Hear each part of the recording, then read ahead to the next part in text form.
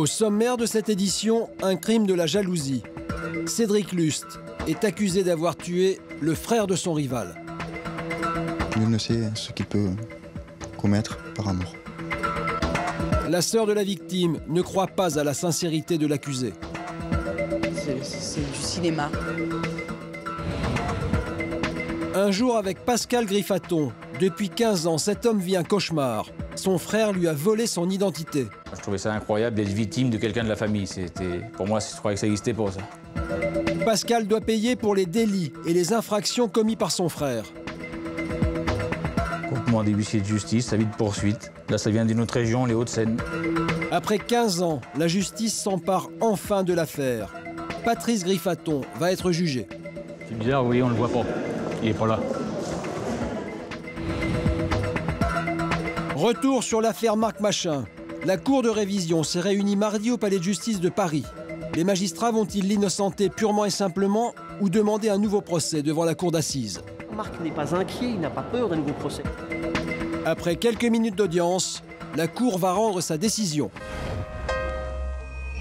Mais d'abord, le procès de Cédric Lust, qui a tué par jalousie.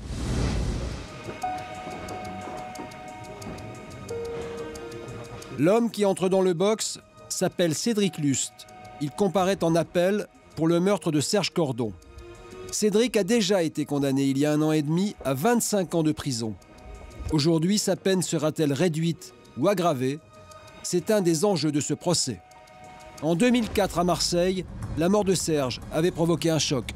Pour rendre hommage à mon fils, pour que personne ne l'oublie. Serge Cordon avait 23 ans. Il a été assassiné le 31 octobre 2004. Son frère, sa mère et sa sœur n'arrivent toujours pas à tourner la page. Encore aujourd'hui, j'ai du mal à croire que mon frère il a été assassiné de cette façon-là. Ils l'ont quand même drogué, pris à coups de batte de baseball, ils l'ont attaché, ils l'ont mis dans un sac poubelle, puis dans un sac de sport, ils l'ont enterré. Le lendemain, ils sont retournés sur les lieux. Je veux dire, ça a été tout manigancé. Serge a grandi à Marseille, dans le quartier populaire de Mampanti. Avec son frère Antoine et sa sœur Corinne, il était le petit dernier de la famille. Là, c'est dans le quartier, avec ses copains. C'est vrai que tout le monde est mis dans le quartier. Toujours avec le sourire, jamais faisait la gueule. Serge, la victime, son frère Antoine et Cédric, l'accusé, se rencontrent dans un bar du quartier. Les 3 hommes deviennent amis. 3 camarades, quoi. Ils jouaient ensemble, des fois ils jouaient aux cartes, des fois ils jouaient à autre chose. Bon, c'était leur problème, mais ils étaient souvent ensemble. Alors pourquoi Serge va-t-il mourir sous les coups de Cédric? C'est une femme qui va provoquer le drame. Audrey. Elle vit avec Cédric, l'accusé, au premier étage de cet immeuble. Depuis quelque temps, Cédric la soupçonne de le tromper. Pour la piéger, il lui fait croire qu'il part en week-end. En fait, il reste caché au pied de l'immeuble et le dimanche matin, il voit sortir son ami Antoine, le frère de la victime. Fou de jalousie, Cédric veut se venger. Il suit Antoine jusqu'au café. Il y avait Antoine qui jouait au baby. Et il s'est chopé avec lui, et puis c'est parti en bagarre. Ça a été la folie. Il a fallu, moi et mon serveur, pour l'arrêter. On l'a mis dehors. On ne savait pas exactement ce qu'il y avait, quoi. On croyait que c'était, je sais pas, on supposait que c'était une histoire de fille, mais bon, après, on ne savait rien. Pour assouvir sa vengeance, Cédric met en place un plan machiavélique.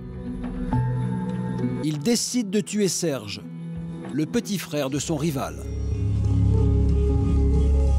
Le dimanche 31 octobre 2004, Serge reçoit un coup de fil de Cédric qui l'invite à déjeuner. Au menu, du poulet au curry. Dans l'assiette de Serge, une poudre à base de somnifères est mélangée à la nourriture. Les 2 hommes mangent, boivent du champagne, Serge fume des joints. Au bout d'un moment, il se sent mal et part s'allonger sur le lit situé dans la même pièce. C'est à ce moment-là que Cédric le frappe de 2 coups de batte de baseball. La mort est instantanée. Dans la nuit, Cédric met alors le corps dans un sac et va l'enterrer à 40 km de Marseille, dans le massif de la Sainte-Baume. Le lendemain, il retourne avec Audrey sur les lieux pour vérifier qu'aucune trace ne peut le compromettre. La mère de Serge, elle, déclare la disparition de son fils 2 jours plus tard. Pendant 1 an et demi, l'enquête piétine. Les proches de Serge vivent un enfer. En fait, on était tous les jours dans l'attente de le voir revenir, mais à Noël, pour son anniversaire, pour l'anniversaire de maman, pour plein de choses. Il va revenir, mais non, il ne revenait pas. Marqué jusqu'au jour où on l'a trouvé, j'ai toujours espéré de le revoir un jour. Pas comme on me l'aura dû, mais il est revenu. Ça, c'est sûr. Entre 4 planches. 1 an et demi après la disparition de Serge, le commissariat appelle. Et quand il m'a dit on a retrouvé ton frère, comment quoi? Il a fait comme ça, l'air de dire. Ben là, c'était des cris, c'est pas possible, quoi. C'est pas possible. C'est pas possible. Comment les policiers ont-ils retrouvé le corps de Serge 18 mois après le crime? Grâce à Audrey, la fiancée de l'accusé. C'est elle qui un jour se présente au commissariat et dénonce Cédric. À l'époque, Audrey vient de quitter Cédric. Elle vit dans cet immeuble avec un nouveau compagnon. Cédric ne le supporte pas. Un jour, il tire 2 coups de feu sur la fenêtre. Audrey a peur. À ce moment-là, elle fonce au commissariat pour dénoncer son ancien compagnon. Elle a parlé, pourquoi elle a parlé? Parce qu'elle a eu peur pour elle. Parce que quand Cédric il est venu et qu'il a tiré sur les volets, elle se dit il est capable. Et elle le sait qu'il est capable parce qu'il l'a fait déjà. Ils ont fait ça à 2 déjà. Septembre 2008, un premier procès s'ouvre devant la cour d'assises d'Aix-en-Provence. Cédric est seul dans le box des accusés. Audrey comparaît libre. La jeune femme est enceinte de 7 mois d'un nouveau compagnon. Après 3 jours d'audience, elle est condamnée à 4 ans de prison, dont 3 fermes. Corinne, la sœur de la victime, indignée par la peine trop légère selon elle, laisse exploser sa colère à la sortie du tribunal. Il a rien connu. Je crois que c'est normal. Cédric, lui, est condamné à 25 ans de réclusion pour crime avec préméditation. Il refuse d'endosser seul la responsabilité du meurtre et fait appel. Audrey va passer 1 mois et demi en prison jusqu'à son accouchement. Puis elle est remise en liberté en attendant le procès en appel. Elle est dehors. Elle doit être contente. Ça, il fallait s'y attendre. Palais de justice de Nice, il y a 3 semaines. Le procès en appel pour le meurtre de Serge Cordon commence ce matin. Une nouvelle épreuve pour la sœur et la mère de la victime. Comment se sont passées les 2 années entre la première instance et aujourd'hui? On n'a pas vécu, on a survécu. Il y a un manque pour les anniversaires, pour les Noëls. Il y a un manque. Et même, je vais vous dire, même jusqu'à mes 13 ans, j'ai toujours l'impression de voir mon fils. J'ai trop de haine en moi pour pouvoir vous dire quelque chose de sensé, de calme. J'ai trop de haine. L'accusé, Cédric Lust, a aujourd'hui 26 ans. Le chef d'inculpation est toujours le même, crime avec préméditation. Il risque la perpétuité, soit 30 années d'emprisonnement. La deuxième accusée, Audrey Ballary, comparaît libre. Elle risque 5 ans de prison pour non-empêchement de crime. Voilà, vous allez avec la dame, s'il vous plaît? Martine, la mère de la victime, aimerait qu'Audrey soit condamnée et qu'elle aille en prison. Qu'elle fasse le temps qu'elle doit faire. Il n'y a pas de raison qu'elle vive et que mon fils lui non. Audrey a-t-elle participé à cet assassinat? Qui a eu l'idée du crime? Qui a porté les coups mortels? Ce procès en appel doit tenter d'apporter des réponses à toutes ces questions. C'est en tout cas ce qu'attend la famille de la victime. Aujourd'hui, Audrey a refait sa vie. Son avocat aimerait que la page se tourne. Aujourd'hui, elle a une situation qui est stabilisée, elle se reconstruit socialement, amoureusement, avec des gens qui connaissent, elle n'a rien caché, et elle est vraiment dans cet aussi effort de reconstruction psychologique, et ça demande beaucoup de temps. L'avocat de Cédric, lui, affirme qu'il est prêt à faire des révélations pour dire enfin ce qui s'est passé réellement le jour du meurtre. Il n'en est véritablement plus au point de vouloir se présenter comme un beau ou comme un gentil. Il est véritablement ici avec le souci de livrer la vérité et de la livrer d'abord et en premier lieu par respect pour les parties civiles. La cour commence par examiner les faits. Audrey maintient sa version initiale. Elle était bien dans l'appartement le jour du crime, mais elle n'a pas osé réagir par peur de Cédric. Audrey est incapable de donner plus de détails. Son témoignage laisse la cour et les jurés perplexes. À l'opposé, Cédric maîtrise parfaitement son discours. Quand on lui demande de raconter comment Serge a été tué, coup de théâtre, il avoue pour la première fois avoir porté lui-même les coups sur la victime. Cédric passe aux aveux parce qu'il a été, dit-il, ému par la douleur de la famille de Serge.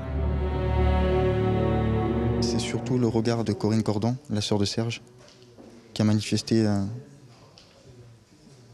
beaucoup de sentiments, beaucoup de colère, beaucoup de chagrin vis-à-vis de la disparition de Serge, et surtout le mystère qui entourait la mort de Serge. Et ça m'a beaucoup touché. Vous parlez de sa réaction en première instance? Tout à fait, à l'issue du verdict, la réaction qu'elle a pu avoir, ça m'a beaucoup touché, ça m'a ému. Ça m'a fait prendre conscience qu'on était deux petits cons et qu'au malheur de la disparition de Serge, on ajoutait le malheur et la tristesse de nos mensonges. Aveu sincère ou stratégie de défense? Martine, la mère de la victime, reste sceptique sur la sincérité des deux accusés. Cédric Lustre s'en fout totalement. Ce qui compte, c'est lui. Et ce qui compte, c'est de voir réduire sa peine. Sinon, le reste, qu'on pleure, ça lui est totalement indifférent. Et la déclaration d'Audrey Vallary, vous en pensez quoi? Que du pipeau. Elle, c'est... Et de toute façon, vous la voyez quand elle va à la barre, qu'est-ce qu'elle dit? Il m'insulte, il me bat. Il m'insulte, il me bat. Voilà, elle se défend qu'avec ça. Corinne, la sœur de la victime, n'est pas convaincue, elle non plus, par les déclarations des accusés. Non, c'est du cinéma. Autant lui, il a fait du cinéma qu'elle, elle est restée insensible à tout. Je sais pas, c'est un peu difficile.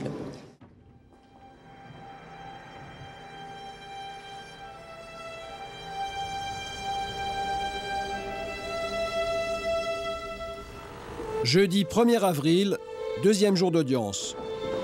Aujourd'hui, la Cour va tenter de comprendre la personnalité des deux accusés. Ça va, et on va avancer. Cédric et Audrey, c'est la rencontre de deux enfants perdus. La sœur de Cédric a accepté de nous raconter leur histoire hors du palais de justice. Ce sont deux écorchés vifs qui se sont rencontrés avec un parcours très lourd et très difficile. Son enfance, Cédric l'a vécue dans un bar. Cédric a été élevé par ses parents les 3 premières années de sa vie, donc dans un bar, dans un environnement malsain, au milieu de gens qui buvaient.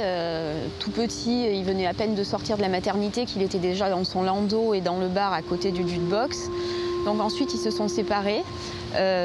Notre mère a eu une multitude d'amants, plus ou moins équilibrés. Donc c'est une femme qui boit, qui est agressive, qui a toujours été maltraitante. C'était une fierté d'avoir un fils à 5 ans qui ouvrait des voitures, parce qu'on lui avait appris. C'était fabuleux d'avoir un fils qui, à 6-7 ans, repérait les dealers et voyait où ils avaient caché leur shit pour aller le récupérer et le ramener à maman.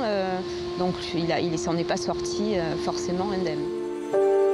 De sa mère, Cédric dira à l'audience « Ce n'est pas une mère, c'est un bourreau ». Cédric a été victime d'un viol à l'âge de 6 ans par un client du bar. À 11 ans, il a tenté de se suicider. Ce n'est qu'1 an plus tard qu'il sera retiré de cette mère maltraitante pour être placé. Les experts psychiatres décrivent Cédric comme un adulte immature perturbé affectivement, d'une jalousie maladive et qui a peur de l'abandon.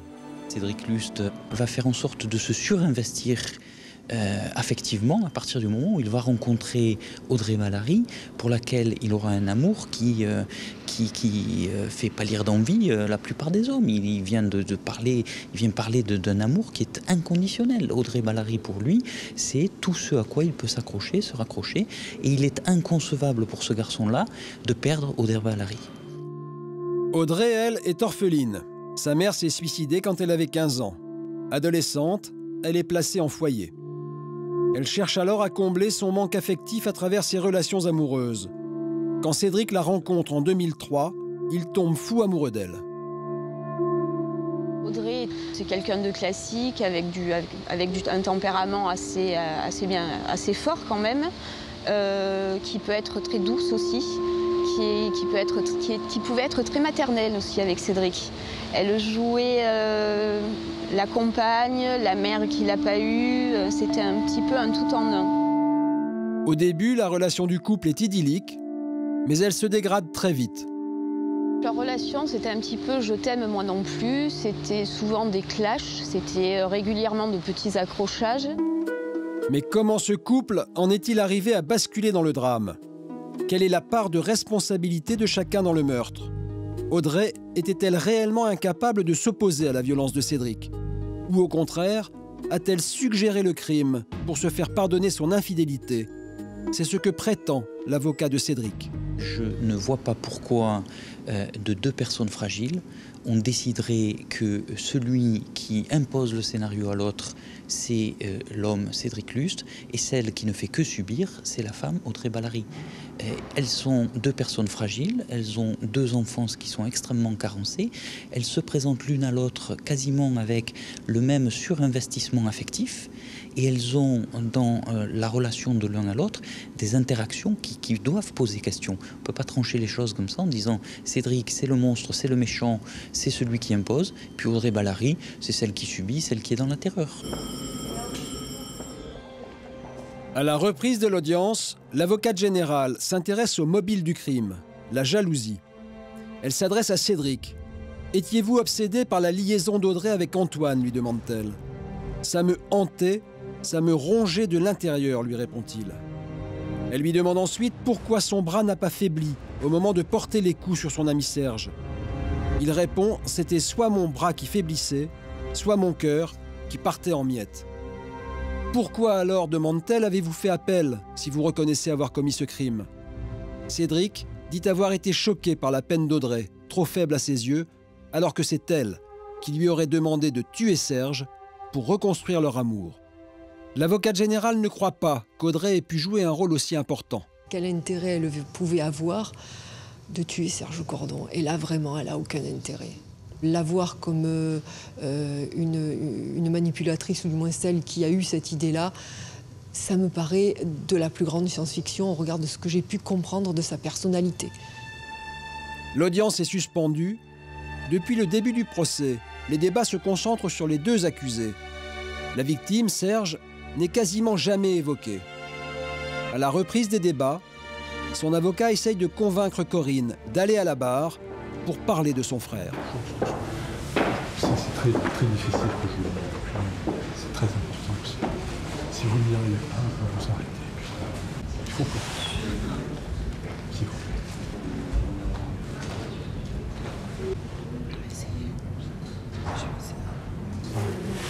On est là pour essayer de livrer un maximum de choses pour que le jury prenne conscience de tout. C'est-à-dire que je ne sais pas si je vais réussir. Bien sûr. Si c'est trop fort pour vous, vous vous arrêtez et puis vous regagnerez votre place. C'est pas de problème. D'accord? La cour. L'audience publique est reprise. Veuillez vous asseoir, messieurs, dames. Corinne livre un témoignage poignant. Elle pointe du doigt les accusés et leur demande en pleurant s'ils ont vu dans quel état ils ont rendu son frère. Elle s'adresse alors à Cédric et lui reproche son cynisme. « Il m'a fait la bise après avoir tué mon frère quand je le cherchais pendant 18 mois. Il m'a dit « Il est bien là où il est ». Se tournant alors vers Audrey, elle lui dit « Tu aurais pu empêcher le meurtre. Tu savais que Serge aurait pu te défendre, qu'il n'avait pas peur de Cédric. » Et Corinne termine en demandant que les accusés souffrent, comme elle souffre elle-même, depuis la mort de son frère. Je pensais que j'allais craquer complètement, puis finalement non. Je ne vais pas dire que je suis fière de moi. J'espère tout simplement que mon frère, de là-haut, ce que j'ai pu faire pour lui pour la dernière fois.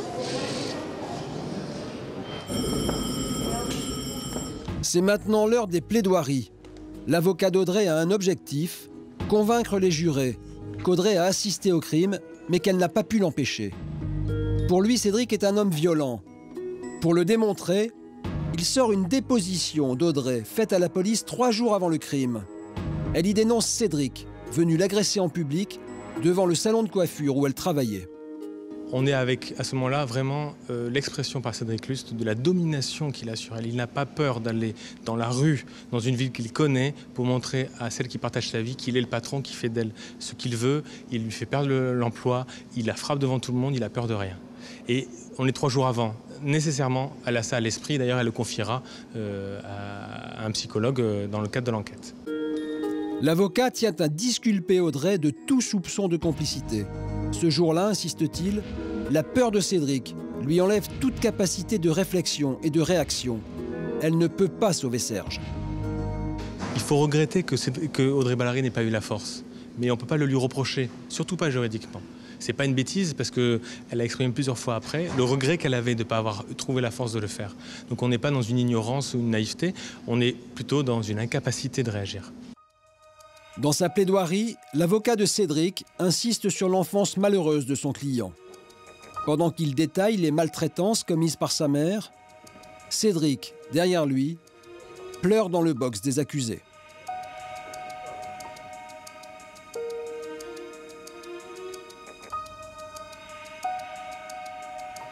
Corinne, la sœur de la victime, est indignée. Ça me choque, ça me tue même. Parce que je me dis, ils se servent de ça pour pouvoir se défendre. Alors que je ne dis pas que ça n'a rien à voir, parce que c'est vrai que l'enfance fait qu'après, plus tard, mais justement, on se rattrape quand on est intelligent. Et je trouve que, comme il parle lui, il a l'air assez intelligent quand même. Assez intelligent, je veux dire, ou manipulateur, mais il a l'air quand même de gamberger. Mais il aurait dû mieux gamberger pour sa vie future et pas de faire ce qu'il a fait. Mais maintenant, il faut qu'il paye. Il faut qu'il paye. Tous les deux. Tous les deux. Dans son réquisitoire, l'avocate générale écarte l'idée qu'Audrey ait pu jouer un rôle important dans ce crime. À ses yeux, elle n'en a pas la carrure. Elle serait seulement coupable de ne pas l'avoir empêché. Elle requiert une peine de 4 ans de prison. Quant à Cédric, elle affirme qu'il est le seul responsable et exécutant du crime. Pour elle, la minutie avec laquelle il a tout préparé signe une préméditation évidente. Elle demande la peine maximum, 30 ans de réclusion, dont 15 ans de sûreté. Cette peine est très très lourde, j'en ai tout à fait conscience, mais les faits qui lui sont reprochés justifient une sanction, me semble-t-il, à cette hauteur. Déjà, il y a le choix de la cible. C'est Serge Cordon qu'il va choisir parce que physiquement, peut-être, il est plus facilement atteignable, si on peut dire, parce qu'il l'a mise en confiance depuis plusieurs mois. Il va acheter le sac, préparer cette poudre de somnifère. Donc je pense que là, véritablement, il y a quelque chose du niveau de la préparation, de l'anticipation qui est peut-être tout à fait intéressant et qui dénote cette personnalité particulière qui est la sienne. La cour et les jurés se retirent pour délibérer. Une longue attente commence. Je ne verrai jamais mon fils vieillir. Et quand il parle que la prison c'est dur, mais je crois que de perdre un enfant c'est encore 2 fois plus dur. Il faut vivre avec ça toute notre vie. Quel serait le verdict qui vous conviendrait ? Moi, pour lui, ça serait la prison à perpète. Et pour elle, c'est 5 ans plein. Voilà, là, je serais contente. Je serais satisfaite. Après 3 heures de délibération, le verdict tombe. Audrey est reconnue coupable de n'avoir pas empêché le meurtre de Serge. Elle est condamnée à 4 ans de prison, dont 3 fermes.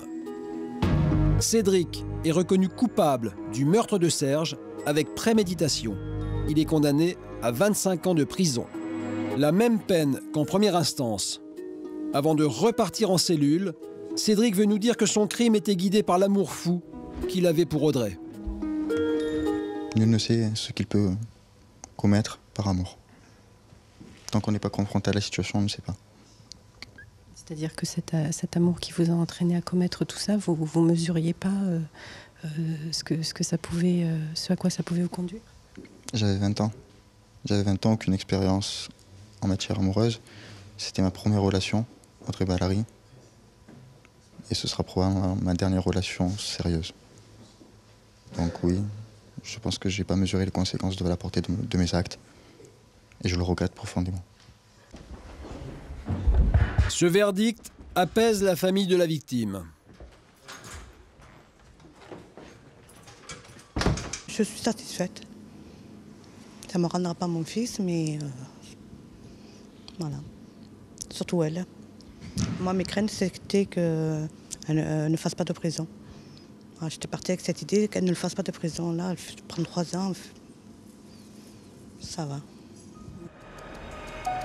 À l'intérieur du fourgon, les 2 accusés partent vers la maison d'arrêt. Cédric Lust a formé un pourvoi en cassation.